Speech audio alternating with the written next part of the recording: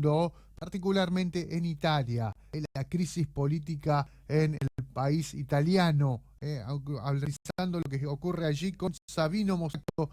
Sabino, ¿cómo estás? Hola, ¿qué tal? Muy buenos días. Un gusto Uy, estar con ustedes de nuevo. ¿qué ¿Qué tal? tal? ¿Cómo andas, Sabino? Tanto tiempo, Muy ¿eh? bien, Eh, sí, muy bien. El hacía- gusto es mío, como siempre. se me hizo largo.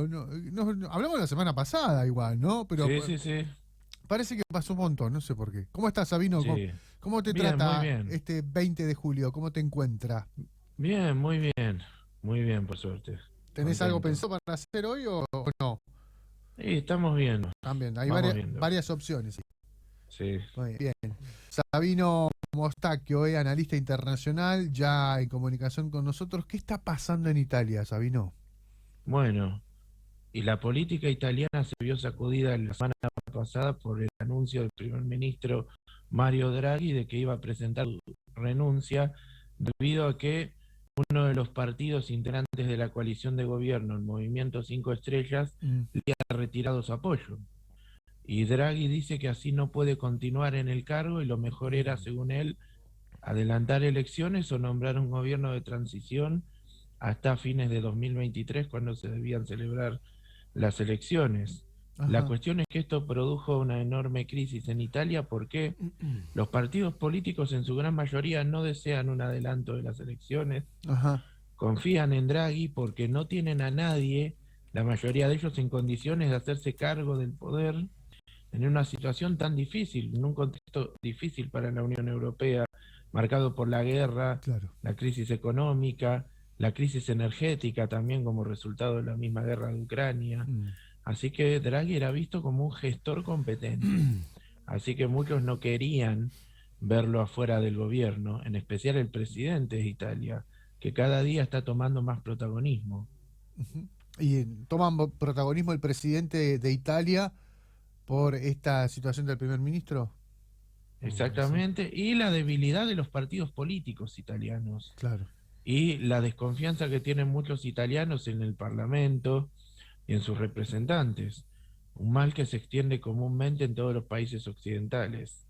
Así que el presidente italiano, más allá de que la Constitución de Italia le asigna un papel representativo, si se quiere, más diplomático, y ha demostrado tener un liderazgo firme en los últimos años, Mm. a tal punto de que fue reelecto para un nuevo mandato de 7 años. No es muy común en Italia que los presidentes sean reelectos, no es común en un país parlamentario esto, que los presidentes sean reelectos. Así que esto habla del enorme prestigio que ha acumulado el presidente en contrapartida por el desprestigio de la mayoría de los partidos políticos italianos. Mm. Claro. Acá una información dicen que más de 1000 alcaldes le pidieron continuar a Draghi en el poder. Exactamente, sí. Los Y alcaldes también esto, están esto se teniendo da un la situación protagonismo por muy la importante. crisis política del liderazgo también que falta en Italia. Exactamente, diste en la tecla. Ujú. El problema de Italia desde hace décadas tiene que ver con la falta de un liderazgo político firme, Sí, básicamente. Firme en todos los aspectos y sobre todo en todo el arco político. bien. Recordemos que el último primer ministro italiano que terminó su mandato No de me diga cinco que años fue fue Silvio Silvio. Ah, Berlusconi, eso te iba a preguntar del de Silvio, 2013. Silvio Berlusconi. Él comanda un partido todavía en Italia, un partido de derecha importante. O no sé Así ahora por es. estas cuestiones.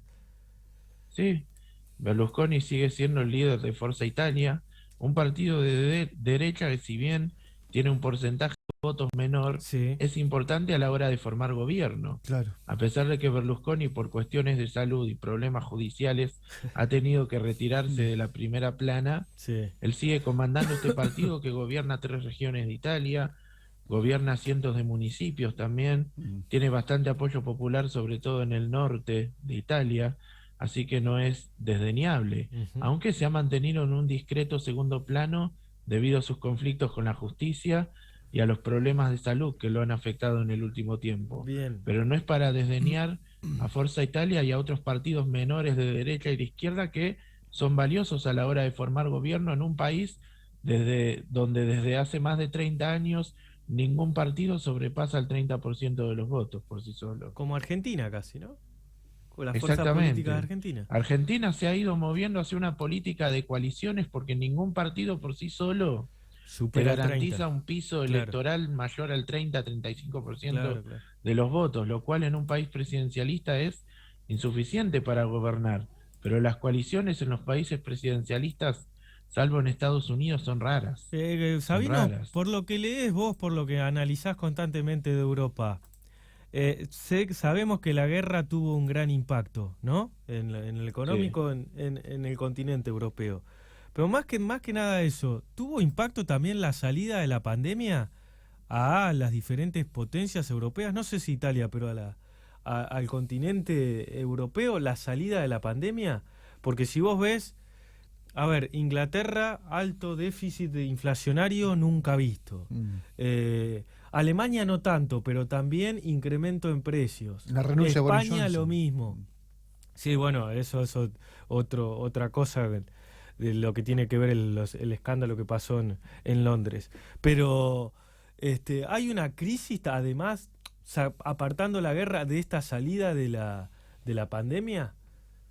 Sí, sí, efectivamente, todas las economías de Occidente prácticamente han tenido que relajar un poco la regla fiscal durante la pandemia y han emitido mucho sus bancos centrales. Ujú. En el caso de la Unión Europea, los países miembros no pueden hacerlo por sí solos, necesitan que les provea los euros el Banco Central Europeo, que relajó esta estricta regla fiscal también. Ujú. Así que muchos de estos países tuvieron que aumentar su déficit para compensar la parálisis de la actividad económica durante los confinamientos y las cuarentenas.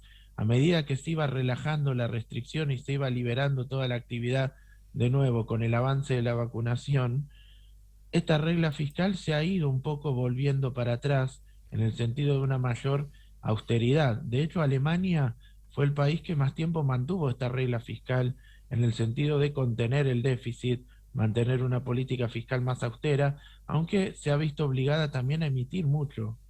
De hecho, si los países de la Unión Europea emiten es porque necesitan una autorización desde Bruselas. En cambio, en Estados Unidos, la Reserva Federal es la que maneja todo el sistema, está más centralizado. Claro.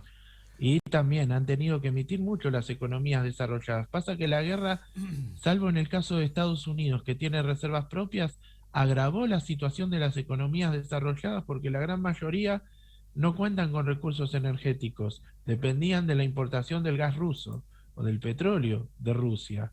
Y la guerra y las sanciones económicas terminaron por agravar el panorama fiscal y económico de estas economías. Claramente sí, la pandemia y la guerra han puesto a muchas de estas economías en una situación de tensión. ¿Y ahora se ve o se augura que los países europeos dejen de prescindir digamos, de la energía rusa, o es prácticamente inviable y a largo plazo? Y el tema es que hay países que se han ido preparando desde hace más tiempo que otros. Países como Noruega, por ejemplo, que tiene una enorme reserva de petróleo, no depende de Rusia. Dinamarca ha apostado más a las energías alternativas, pero también puede compensarlo importando petróleo desde el Reino Unido, que ha estado explotando la plataforma marítima alrededor de las costas de Escocia, sobre todo. Sí. España trata de abastecerse de gas a través de Argelia y Mauritania, pero también tiene un conflicto con Argelia porque ahora Marruecos le ha ofrecido gas más barato y Marruecos y Argelia compiten por los mercados europeos. Así que esto le ha creado a España un conflicto diplomático con Argelia debido a que Marruecos se metió y casi que obliga a España a romper el contrato. Pero hay otros países como Alemania, por ejemplo, que van a tener más difícil o van a tardar más en hacer una transición Sí, energética pero no cortó para su reemplazar el gas relación ruso. no cortó su relación comercial con Rusia. No del todo. Claro. Alemania no puede cortar del todo su relación con Rusia y muchos países de Europa del Este tampoco. No pueden y no tienen intenciones de hacerlo. Claro, y no tienen De hecho, intención. las sanciones económicas no han dañado el esfuerzo de guerra de Rusia, para nada. Sí ha sido más efectivo para frenar el avance ruso la provisión de armas a Ucrania, Ujú. pero las sanciones económicas no han afectado a Putin a nivel interno y no han paralizado la máquina de guerra rusa. ¿Por qué? Porque toda sanción económica rusa no es eficaz ni va a serlo si la mitad oriental del mundo, en especial China, no se suma. Claro. Claro. Así que no tienen sentido las sanciones económicas. Y el conflicto está muy lejos de resolverse hoy por hoy, ¿no, Sabino? El conflicto bélico. Exactamente. Está muy lejos de resolverse, aunque Rusia también ha tenido avances que no había tenido, sobre todo en la región costera o en el este del país. Prácticamente Rusia ya domina el este de Ucrania, va a reanudar su ofensiva militar en la zona costera de Ucrania para quitarle a Ucrania los últimos dos puertos que le quedan, Claro. Odessa y Sebastopol, Sí, por lo cual le quitaría el acceso al mar a Ucrania Claro. y complicaría el abastecimiento militar. Según los a ese expertos país. internacionales, Entre comillas, ¿no? que decían que Rusia iba a invadir Ucrania en 20 días, eso fue nada más que una expresión de estos analistas, pero la verdad lo que indica Putin es una paciencia, bombardear, abroquelar, también, ¿cómo es? Bueno, vos bien decías que ahora va por puertos estratégicos, está como rodeando y siendo paciente hasta el desgaste de los ucranianos, da esa sensación. Exactamente, ha cambiado su táctica. Rusia ahora apuesta a una guerra de desgaste. De largo plazo, ¿no? Muchos tuvieron que ver dos cosas, en el Sí. sentido de que encontró en Ucrania más resistencia de la esperada. Eso es cierto, sobre todo el abastecimiento de armas de la OTAN a Ucrania Sí. ralentizó la ofensiva rusa, pero no la frenó totalmente. Y después, todavía Rusia sigue sin utilizar la mayor parte de su capacidad militar. Está Claro. usando un porcentaje de su fuerza militar total todavía, tanto en tierra como en aire como en mar. Putin todavía se está guardando mucho de su poder militar. Y desde ya que las sanciones económicas no hacen mella a la industria militar rusa, Claro. que tiene el apoyo de China y de otros países asiáticos. Así que Putin ha conseguido adaptarse a una guerra mucho más larga, está jugando al desgaste Sí. de Ucrania y a la discordia que hay entre los aliados occidentales de Ucrania. Bien. Bien. Sabino, un gustazo siempre escucharte, ¿eh? Como siempre, hasta la semana que viene.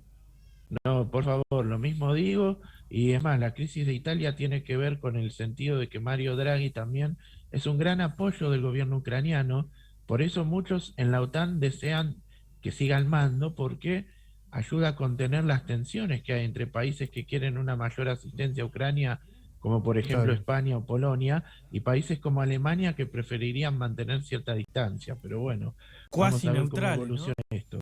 Exactamente. Ujú. Tal cual. Bueno, nos estamos viendo. Un gusto haber compartido con ustedes Abrazo, como Sabino. cada semana. Nos Abrazo, vemos, ¿eh? abrazo. Muchas gracias, abrazo. Ahí está, es Sabino Mostacchio, analista político. Bueno, lo que le Hombre pregunto... que lee y mucho, ¿no? Y lo que le preguntás lo que sabe.